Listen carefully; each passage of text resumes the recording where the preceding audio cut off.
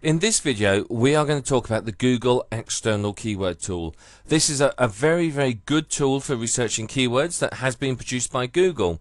So therefore, it knows a lot about what people are searching for. It doesn't provide as much in-depth information as some of the other tools that I'm going to share with you, but it's very valuable because it's straight from the horse's mouth. There's no guessing like some of the other sites do or estimating.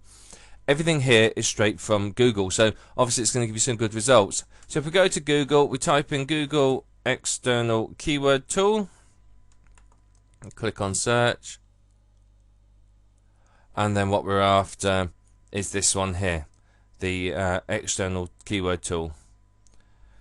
So this brings us up here. If we scroll down slightly, you can see, how do we want to generate ideas? Do we want to point to a website and it will find ideas from there? Or do we want to use descriptive words or phrases? So let's start here by entering a keyword. Now, you can search for multiple keywords. So if you have a niche that you're targeting and you've got sort of half a dozen keyword ideas, you can put them all in and Google will come up with suggestions on them, or you can just search for just one at a time. What I thought we'd do today is just search for one keyword. I've picked a niche at random. I don't know anything about this niche, I will say up front. So we've got to enter the capture information. Now obviously you've got to get that right. Refresh it until you can read it. Now you got some filter options, so I can basically adjust the results. So one thing that you might want to do here, for example, if I was searching for mobile phone ringtones, I may say, well, I don't want anything that includes the word free. Why? Because it takes away the tire clickers, the people that are just going to come and have a look, see what's going on and then leave. So I want people that are buying, so I could do that. You can also, I don't recommend checking this one, unless you don't want Google to give you ideas. Google will come up with some really, really good ideas for you on some other keywords, so keep that checked. And again, if it's adult content you're after, you've got to check that box there. So let's get some keyword ideas on colon cleansing and see what it comes up with. Now obviously it's going to take a couple of minutes for it to load up. It's doing its queries and its searches at the present moment. But the more words and phrases that you put in the box here at the top, then obviously the better results is going to come back. Now you can see here it's come back with quite a few results. We're just going to scroll down. You can see lots and lots and lots and lots and lots and lots, and these are the additional keywords. The additional keywords are other keywords that aren't related to the keyword or aren't related directly to the keyword I initially entered. So I entered colon cleanse or colon cleansing, but it's come up with hydrotherapy colonic, colon hydrotherapy, and so on. Other keywords that are related to the niche but not necessarily directly related to my keywords. So very, very useful. These are worth looking at and taking some of these and going to do some more keyword research on them, because quite often it can bring you up some very good information. Now here you can see you can download it. I'd recommend downloading them. If you've got Excel, download them as a CSV into Excel and then have a look at them, mess around with them and get to know them. Now you can see here you've got your match type. So broad is without quotes, exact I think is with quotes, and then phrase is with square brackets around it. So this is only important if you're going to add them to your AdWords campaign. Now here we have the results along the top. So what we're interested in is the keywords. Now obviously this is the keywords that are in use, and by the way, the reason you may want to export them to CSV is so that you can sort them. I could sort the results by local search or global monthly search volume to find some good ones. This bar here shows you how many advertisers there are. So colon cleanse, lots of advertisers. Colon cleansing hydrotherapy, not as many. Doesn't give you exact figures. Google wouldn't want to do that. It might give the game away. But you can see that There's lots for that. There's not quite as many for that, and there's a lot less for that. So that gives you an idea.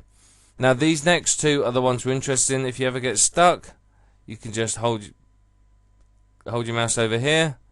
There you are. It tells you exactly what it is. So let's just get that back up.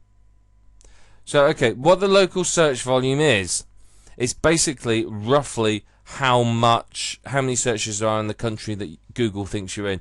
Now obviously I'm not in America, I'm in the UK, so the local UK search volume is these figures here. These are okay, but I'm not so interested in the local search volume. What I'm interested in is the global monthly search volume. Though, very interestingly, if you look at this top figure, colon cleanse, 20% of all searches on the internet colon cleanse comes from the UK. So, just ideas bouncing around. Maybe worth creating a .co.uk site all about colon cleansing, targeting UK specific products and services and companies. Could be very, very profitable. This one here is the one we're really interested in. This is the global monthly search volume. It's not precise. It tells you roughly how many people search for that particular keyword every single month. It's all countries. So we can change it as well. So if I change that to exact, let's give it a moment to catch up. But you can see while that's catching up, what we can analyze some of these. You can see that there's a lot of searches. There's over 500,000 searches a month. Now, when I've moved on to exact, so that's in the square brackets, okay, we can see that there's a lot less searches. There's still a lot, 165,000. If we look at phrase, here we can see that the phrase has been returned many more times. Now exact match, remember, is pretty much direct competition is what you're looking at. So let's go back to broad, as broad is pretty much what we're interested in. Now what we're looking for here is we're after ones with a fair amount of searches but with not so much competition. So we're looking for ones where the competition levels are low but the global searches are high. So you can see colon cleanse and colon cleansing, high search volumes, but look at these bars, high competition. So we're looking for less competitive keywords. Now if we scroll down, free colon cleanse, colon cleaning, you can see these are still fairly competitive on the advertiser front, but less searches. So what you want to do, I mean, here's one here. This looks quite interesting. Already this is just, in fact there's a couple here that have jumped out at me. This is one, colon cleanse acacia, colon cleanse acacia berry. Now why have these jumped out? Well, reason being, both of them, if you look at the advertisers, there's not quite as many. There's about half as many as on some of the others. Just remember, these are just rough figures. So there's not very many advertisers by comparison, but there's a reasonable amount of results, searches each month. I mean, 15,000 a month, that's what, 500 a day? You know, that's, what's that, 200 a day, something like that. It's quite a few. 200-300 a day. So you can see that these two keywords instantly are fairly good ones to target. Now you could go, what you want to avoid is something like this one here, Colax colon cleanse tablets, 140 searches a month. That's not a lot. Maybe worth your while quickly throwing up a page promoting those as an affiliate, but I wouldn't rush out and do it. The amount of traffic you're likely to get is going to be fairly minimal. So if we scroll down, you can see there's some more. Again, we're back into high competition ones here, but quite often you can find ones like Bromolite colon cleanse, 4,500 a month. That's not bad, but you could target those and sew up these sort of markets pretty easily. In fact, very easily, to be perfectly honest. Scrolling on here, you can see that there's others with quite a stiff amount of competition. You can see lots of searches, lots of competition. So what you might have to do is spend some time digging around and finding lower other keywords. So what I could do is I could then take some of these suggestions from down here. Now, for example, hydrotherapy colonic, 22,000 searches a month, not too many advertisers competing, worth looking at. So if we scroll down a bit further, so looks, are there any others? See, most of the others down here are fairly high competition. This one here, natural cleanse colon, it's got less competition. That could be a good one to target, particularly if you know what you're doing. So you can see here it's giving you a good idea about some of the other keywords that you can use. So you may want to say, well, actually, I hadn't thought of colonic irrigation. Let's use that as my keyword and see what happens. Or constipation, or colon. Let's see what comes up and see what Google does about it. So that's how you find your keywords. Now, once you found your keywords, you want to go back to Google. Let me just get one of our keywords that we were looking at up. Where's it gone? Where's it gone? There's one. Colon cleanse acacia berry. Let's just copy that. Let's just go to home. So let's have a look and see what it looks like actually in the search engine results.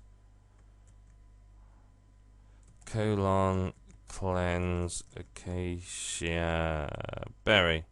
Right, that's what we're after. So if I do a Google search for that, oops, I missed out my quotes. Let's put the quote back in. Right. Colon cleanse. You can see there's not actually 35,000 competing sites. Not very difficult to rank high for. 35,000 competing sites. You could probably rank, you know, a few articles, a few link exchanges. You'll be there. Now, there's quite a few sponsored links there, so it's obviously a profitable keyword. Let's have a look. No, it didn't match any sponsored links. That's a bit odd. What you can do, if it does, you can click on this and it'll come up and list all the adverts. So there's only 2, 4, 6, 8 there. And then there's sort of 3 up there as well. So there's not a massive amount of advertisers by comparison, but it looks quite good.